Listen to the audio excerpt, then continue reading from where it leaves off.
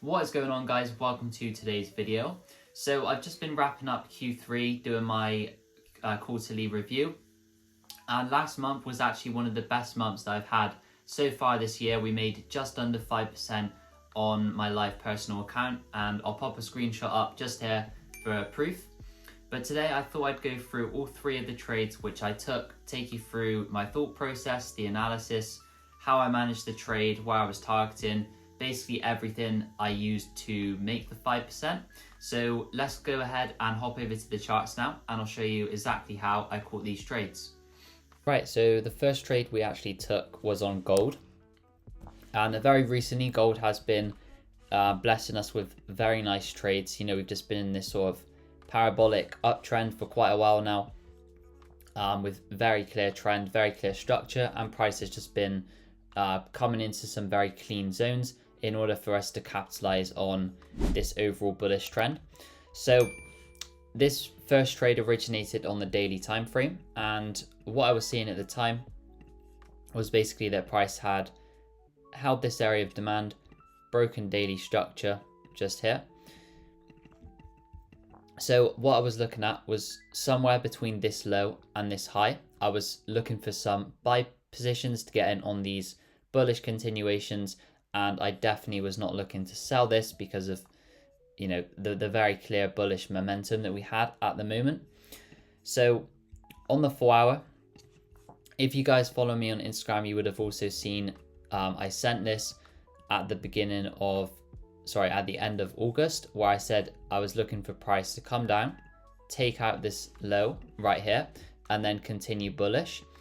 In the end, price did sweep this level, but I didn't manage to catch an entry after this initial sweep. But what I did see was that price basically consolidated for quite a while, but then it came back down, took out this sort of 4 hour demand zone that we had here. So this sort of zone, price swept that zone, as we can see just here. And then on the 1 hour time frame, we sort of had, like I said, this whole sort of range here was just messy consolidation. But once I saw that 4 hour demand get swept, we did actually have this internal bearish trend on the 1 hour basically reversed, and price then flipped bullish. So if we look at the structure at the time, we saw that price essentially was printing lower lows and lower highs. So we were overall bearish, as we can see. But once that 4 hour demand was swept, price took out this low, then we broke higher, pulled back, respected demand, and then I was looking for price to basically continue higher back into some of these previous liquidity levels. So what I had marked was that price had essentially shifted structure just here. It came back, took out all of these lows and this one up here as well, tapped into this demand, once again respecting that demand, pushed all the way up, and then formed these equal highs up here, as we can see.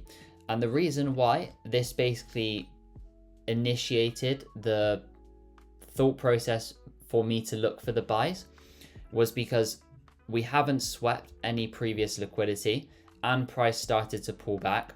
So my thought process was that, okay, price has not swept any previous liquidity, it's probably going to head higher, but it looks like it wants to pull back more before we continue higher. So I was basically asking myself at this point in time, where is price likely to pull back into, and where could we look to jump in on the buys?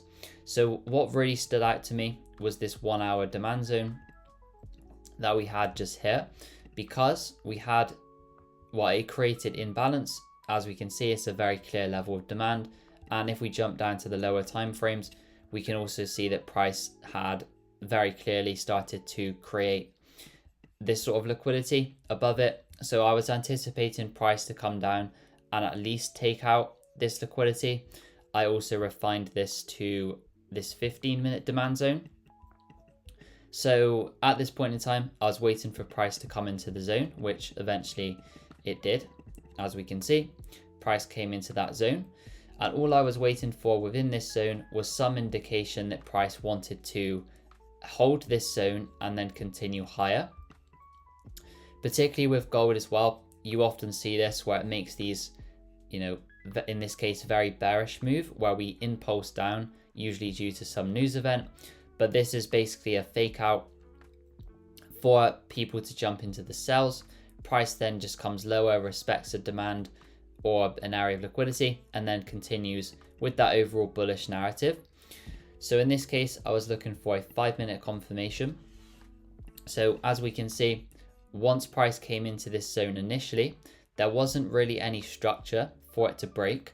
So when you see this sort of price action develop, it's very often the case that this initial push is simply an inducement for price to then come lower before going higher, or just to continue lower, just because there's no structure for it to break. So what I saw was that price continued lower,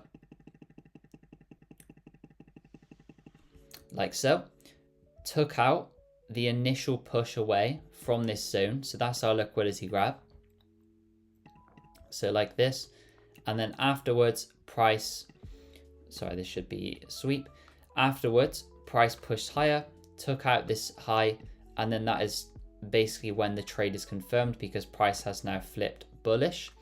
What I saw then, and what I was basically asking myself, was where can we see price pull back into for us to get in on buys, because we want to make sure we're buying in a discount. We don't just want to be buying all the way up here because the stop loss would be huge and the risk to reward is just not worth it. So we wanted a retracement into a discounted level, and what stood out to me at the time was this clear area of demand.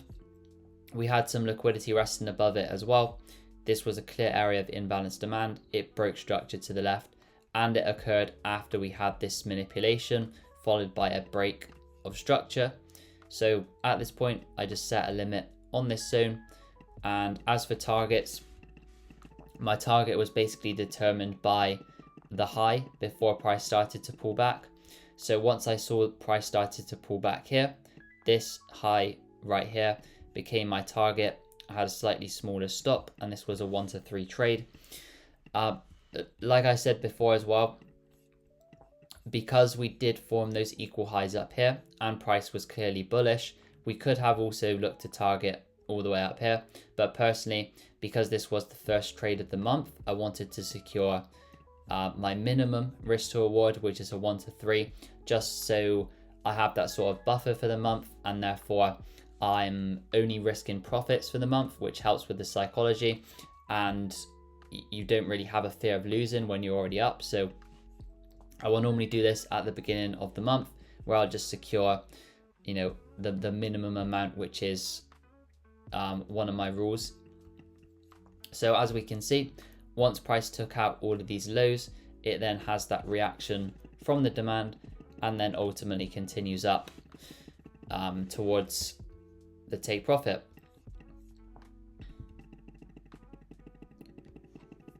So as we can see just here, price eventually did hit that take profit. Because this was previous liquidity, as we can see, price pulls back. So, you know, if you are somebody who, once the trade is running in profit, you're not capable of handling this pullback, because, you know, at one point we were up 3.8%, then it went back all the way to 1.3%. If you're not, you know, able to handle that sort of pullback in P&L, then I would highly recommend just targeting smaller risk rewards, so a 1 to 3, 1 to 4 maybe, because if you had held out all the way to these previous highs, you would have had to hold through high impact news, which happened just here on the Thursday, and also this pullback, which almost came back to entry. But as we can see, that it eventually did come up and take out those equal highs as we were anticipating, and also took out the all-time high to the left as well. So yeah, that was the first trade that I took on gold. Okay, so trade number 2. This trade was also a win for around 3%. So I'll go through this one, and then we'll also go into the final trade of the month, which was actually a minus 1% loss. So getting right into it. Once again, not really too much had changed on the higher time frame. Price was very clearly bullish. It was sort of parabolic at the time, meaning that it was just kind of, moving up with all of this bullish momentum, doing very small corrections, but before then just continuing with the overall uptrend. So as we can see, there's not really too much higher time frame structure to go off. You could say that this was the most recent break of structure. However, this trade, because price was so bullish at the time, I had to slightly adapt my strategy to the market, and what I was looking to do was follow the 15-minute structure, which was the most clear for myself. So what I saw was that price was very clearly moving with this bullish order flow. We had sweep of previous liquidity into this demand. Price then broke 15-minute highs, as we can see. And what I was basically looking at the time was, so we had this, so at the time price was here, right? And then the previous day, price had done this where it came down in London session, took out Asia lows into 15-minute demand before then rallying. And when price opened, and when I got onto the charts the following day, I noticed something very similar happening. So we had the Asian low just here, and we also had 15-minute demand, which once again was imbalanced just below that Asia low liquidity level. So I was waiting for this low to get taken out into the area of demand just below, and then I was waiting for a reaction to see how to see if price wanted to continue bullish from this zone, or whether it wanted to move down and take out some lower liquidity levels. So once price came into this zone, we jumped over to the 5-minute, and essentially I was just waiting for the standard entry confirmation. I was waiting for the most recent lower high to get broken. So as we can see, when price approached the demand zone, we were in this 5-minute bearish trend. I was waiting for a higher high to be created, followed by a pullback, and then I was looking to buy up into these previous highs. So eventually price gave us that confirmation just here. So this was the most recent 5-minute structure. Price broke out of that, and when price started to pull back just here, this is when I started to basically ask myself, where can price pull back into, and where can we look to get in on the buys?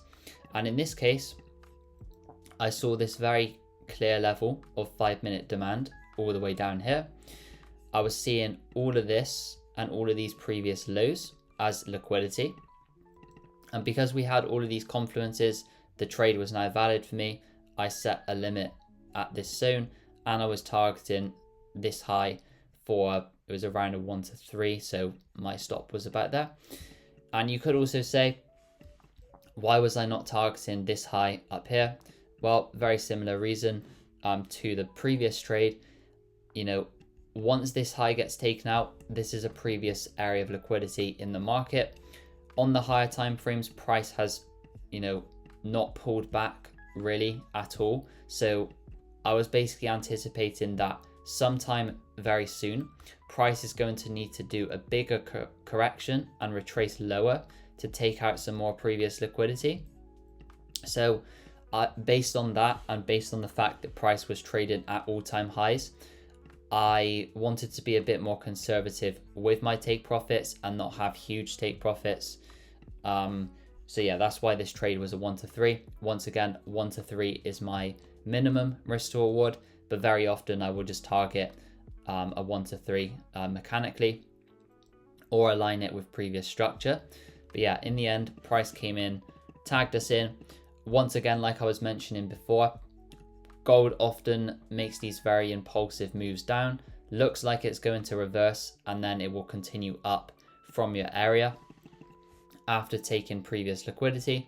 So one thing I want to mention here, and one key lesson, was that when we're trading gold, the best entries happen when price looks to be moving against you.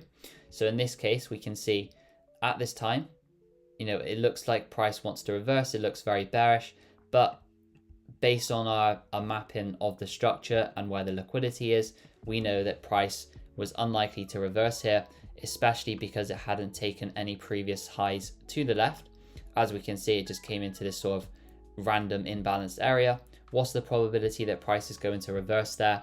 You know, quite low versus the probability that price continues higher to at least take out previous liquidity. So yeah, that's basically one of the key takeaways from this position.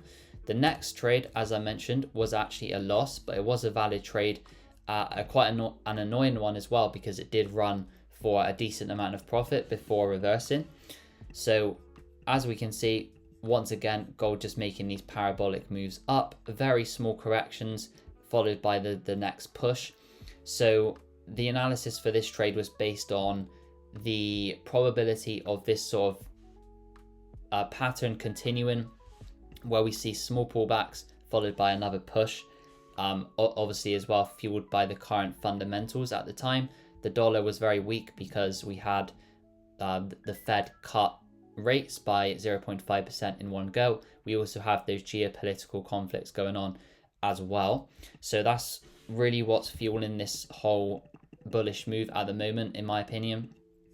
And this next trade was based on the fact, once again, that we had this very clear 15-minute order flow.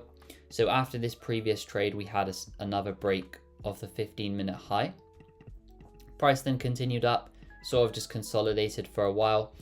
And what I saw was that most people, right, would be considering this as a break of structure, and most of the SMC traders are probably now considering this to be a change of character, because price has taken out that most recent higher low.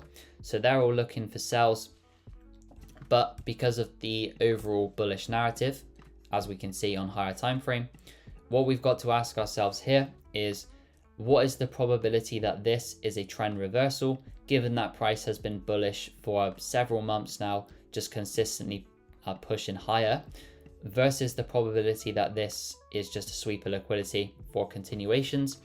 I would say, and what I was thinking at the time, was that this is more likely just a sweep for continuations.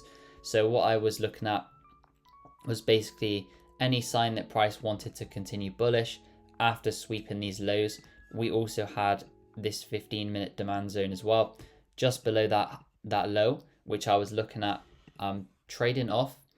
So once price came into this zone, once again, we head over to the 5-minute, and I was simply waiting for that 5-minute break of structure, indicating that price wanted to flip bullish.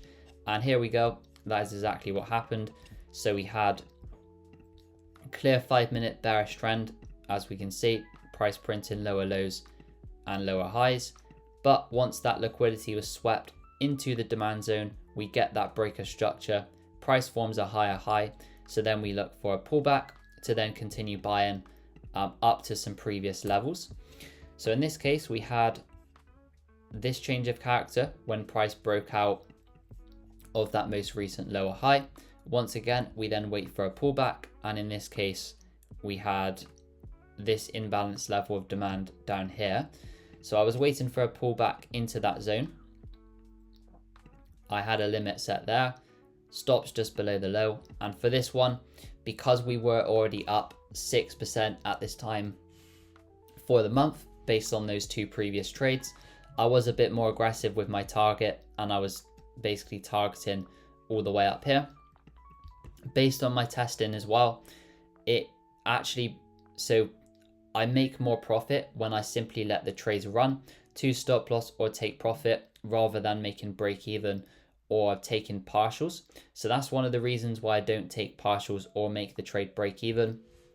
But anyway, once the trade pulled back into this zone, you can see that as we approached it as well, price was moving very correctively. We formed equal lows above the zone. Price stabs down, takes out those lows, and then we get that rejection.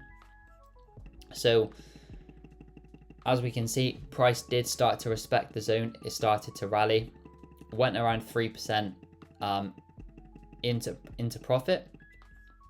And then once it got to this 5-minute supply zone just here, we had a reaction and price ultimately reversed. and then came down and took us out of the trade. This was also very annoying because it did take us out, and then afterwards it actually came up and hit take profit. So as we can see there, so we just got wicked out. You could have probably re-entered here if that fits your plan, but yeah, very annoying trade because it did go 4% in profit, then reversed, took us out, and then went to the full take profit. Ideally though, this was poor management on my part, because once I saw the reactions from this supply zone, I should have ideally just closed the trade and secured another 3% rather than trying to hold out for 5%, because, you know, 3 or 4% per trade is very good going anyway, so you don't really need to hold for this amount of risk to reward. But yeah, as I said, I don't make trades break even, because through back testing I found that it's more profitable just to actually hold to the take profit or the stop loss. I very rarely target above a 1 to 5 as well, so it's not like I'm targeting a 1 to 10 and then the trade goes 9% in profit and I let it come all the way back. You know, like I said, the maximum risk to reward I'll go for is normally, you know, a 1 to 5, 1 to 6. But yeah, that was the breakdown of this trade. Overall, the analysis was good. I'm happy with the performance, apart from the fact that I should have been paying more attention at this level to manage it and potentially close to secure the profit. So yeah, hopefully you guys found some value in these breakdowns. This is, as I said, it has been one of the best months so far of the year. We made 5% in total, so 2-3% trades, 1 loss, and 3 trades for the whole month. That's all you need. If you can make 5% every single month, that is very good, considering the S&P does around 10% per year. That's what we've got to be comparing our results against, not any of these fake gurus online telling you they make, you know, 10% every single month. So just keep that in mind. 5% per month is a very good return to aim for, and if you can do that consistently, then, you know, you'll make a lot of money if you take that over to prop firms and then make consistent withdrawals. But thank you guys for watching. I hope you found some value in this video. Make sure to like and subscribe for more, and I will see you in the next video.